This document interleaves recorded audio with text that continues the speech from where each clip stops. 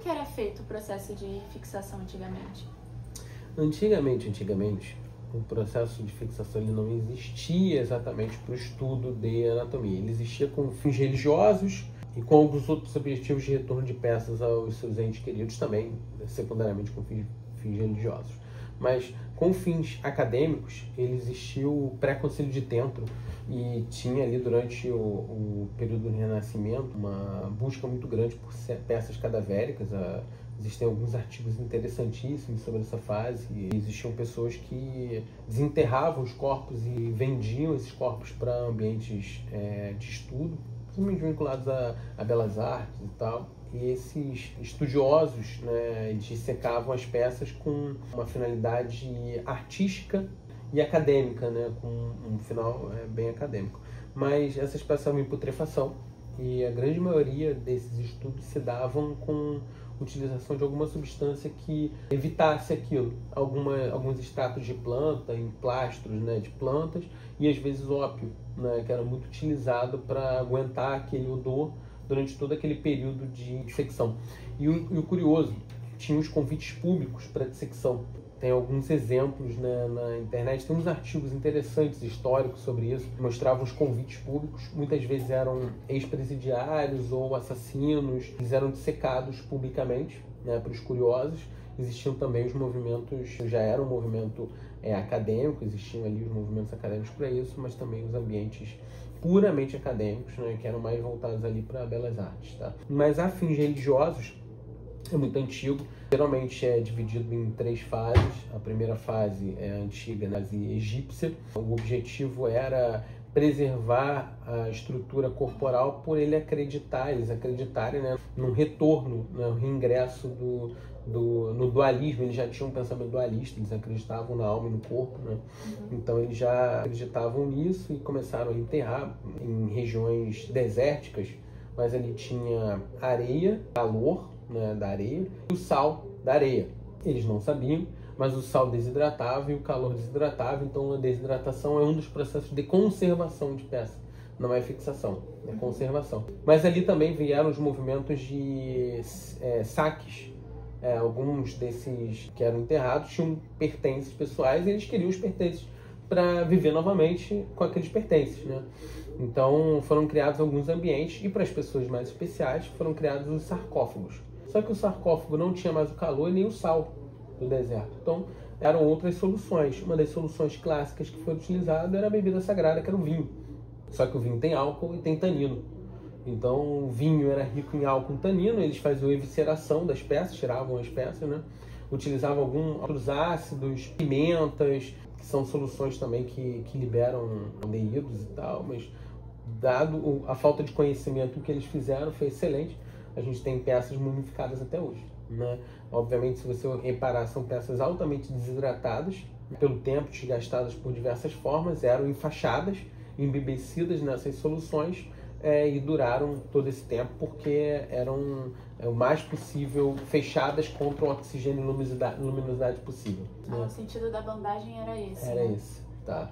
E a mumificação ela não era isolada, né? Ela ficava dentro de um sarcófago e você tinha ali os caixões, tá, que eram utilizados para guardar as múmias. Uma segunda fase foi uma fase militar, grande parte até do período justiniano, mas assim, um retorno de peças durante as invasões militares romanas em grande escala, porque os romanos eles já tinham pensamentos, eles já eram cristãos e eles acreditavam na necessidade do retorno da peça para ser enterrada. Na verdade, o enterro foi criado como uma necessidade sanitária, mas com algumas outras explicações religiosas, tudo fez muito sentido.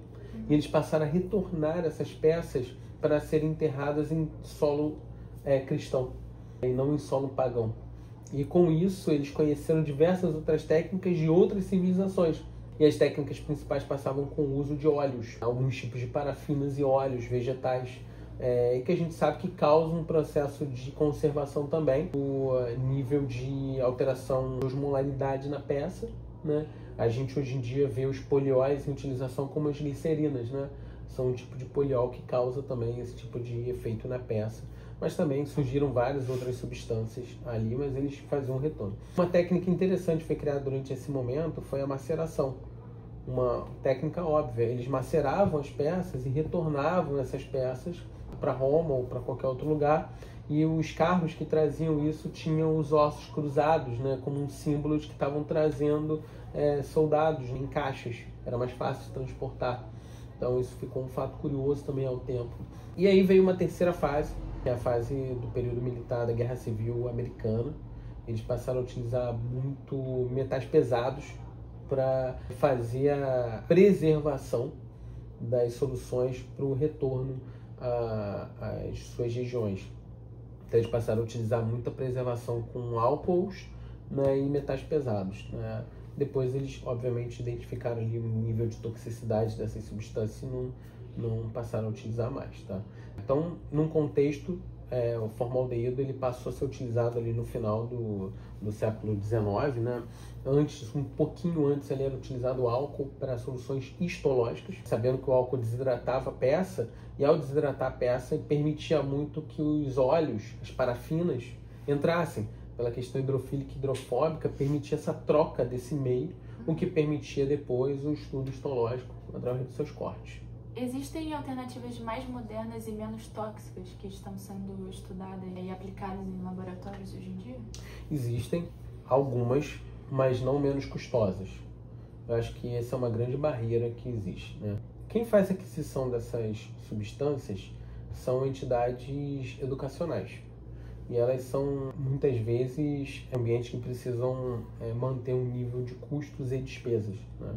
Então existem vários, tá? Existe o FSolve, existe o RCL2, existe o NFix, várias soluções. Existem soluções à base de fenol, né, que é altamente tóxico. Existem soluções à base de álcools e polióis, né? Existem soluções à base de glutaraldeído de baixíssimas concentrações de formol, mas as soluções free formaldehyde, né, são poucas. Mas essas soluções muitas vezes utilizam outros elementos ali que também apresentam algum nível de toxicidade ou algum tipo de consequência para a peça.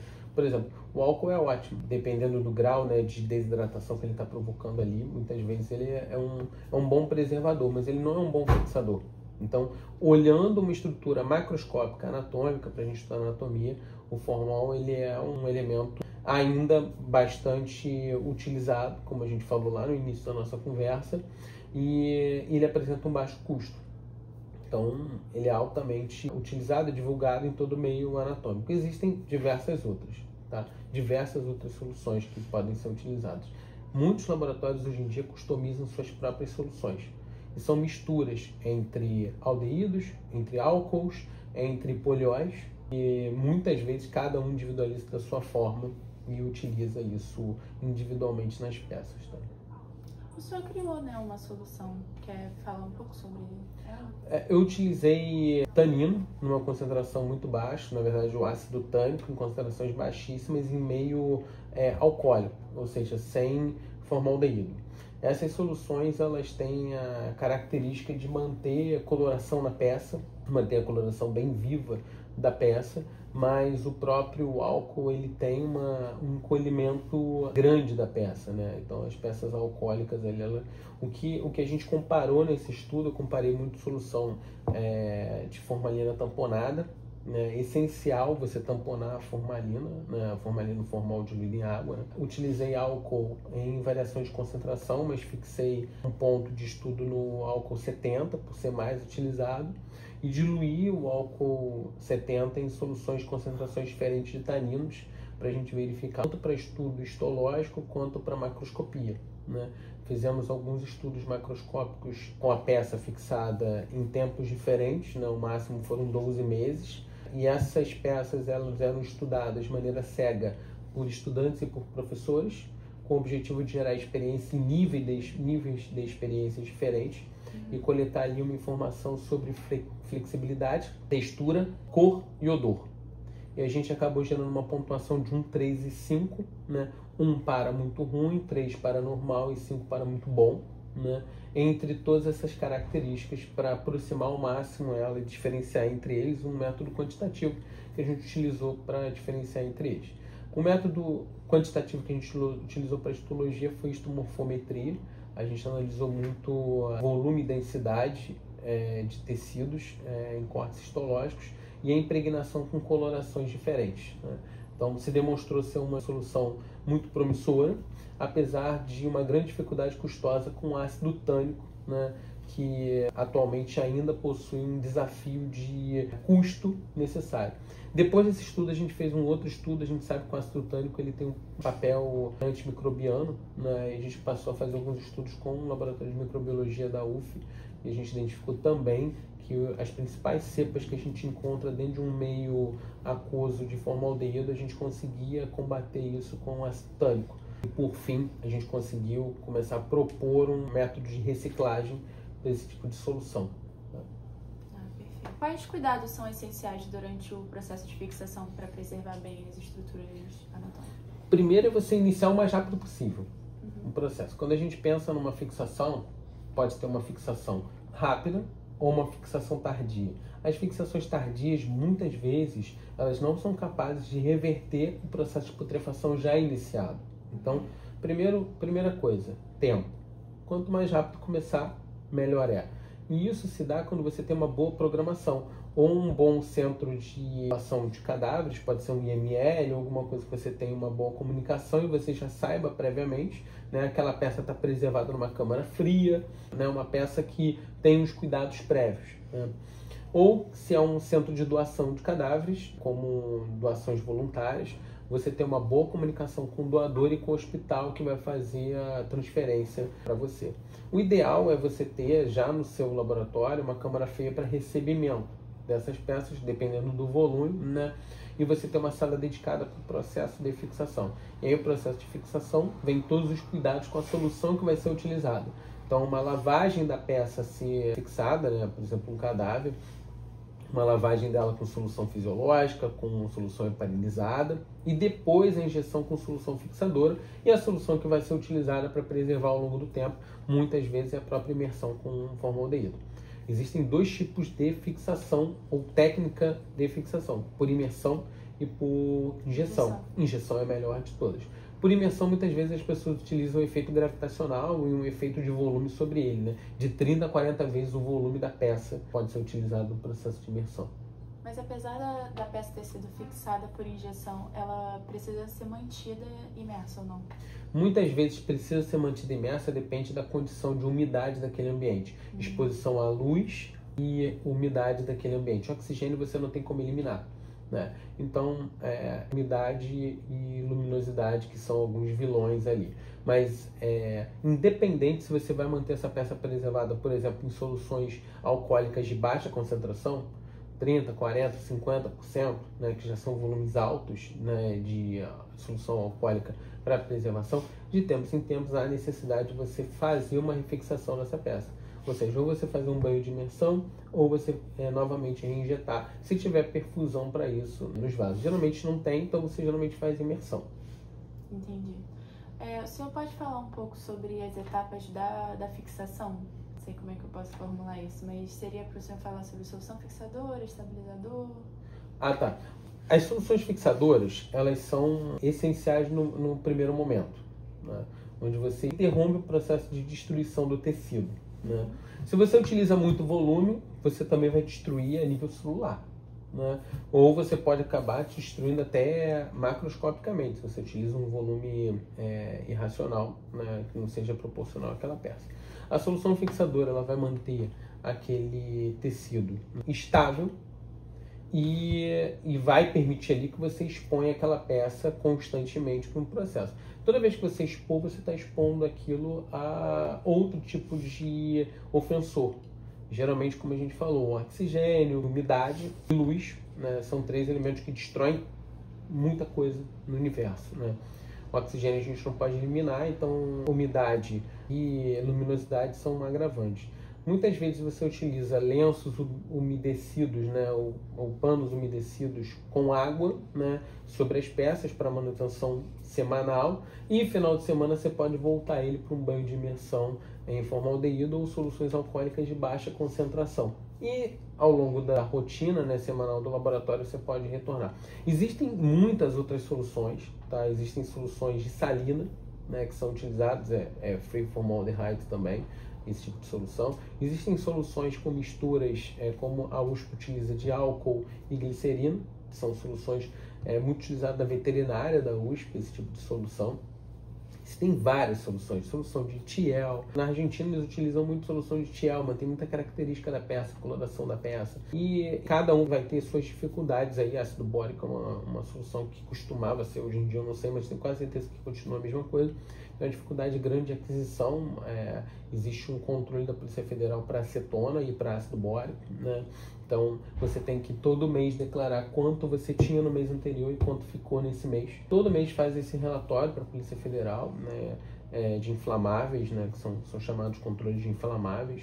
Então, existe uma série de burocracia para aquisição e para manutenção do inventário de insumos necessários para esse tipo de laboratório. Às vezes são evitados, então, dentro dos ambientes acadêmicos, essas burocracias. A acetona, além de inflamável, é um inflamável explosivo, extremamente perigoso, mas muito potente no processo de desidratação de uma peça e muito utilizado, por exemplo, no processo de plastinação. Então, várias dessas substâncias são perigosas. Antes de mais nada, você tem que pensar em fixar. Fixou, parte de uma preservação. E cuidado com a preservação para não desidratar a peça. Tem que sempre manter ela úmida. Perfeito. Qual legado o senhor quer deixar para os seus alunos?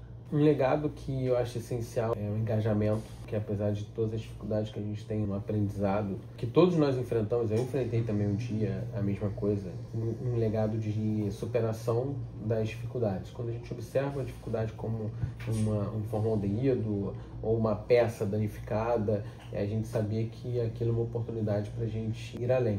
E apesar de todas as dificuldades que a gente tem numa universidade pública, ou seja, numa privada, que aquilo é um caminho de travessia para a gente, né? Uma poesia legal do Fernando Pessoa sobre isso, né? Que é o Tempo de Travessia. O caminho de travessia, eu acho fundamental isso para a gente entender as roupas que a gente vai se despir, o que a gente vai aprender e a roupa que a gente vai vestir novamente. E o caminho acadêmico, ele é um despir constante, sistêmico. É a nossa capacidade de aprender incansavelmente. E eu acho que o aluno, ele precisa entender que o aprendizado, eles são pequenos degraus e que o aprendizado, ele nunca tem um fim. Isso é o significado de ciência. É você aprender inconstantemente, incessantemente, ao longo de toda uma jornada. Perfeito. Muito obrigada, viu, professor? Foi ótimo. Obrigado a vocês pelo convite. Ai, foi incrível também. Que legal.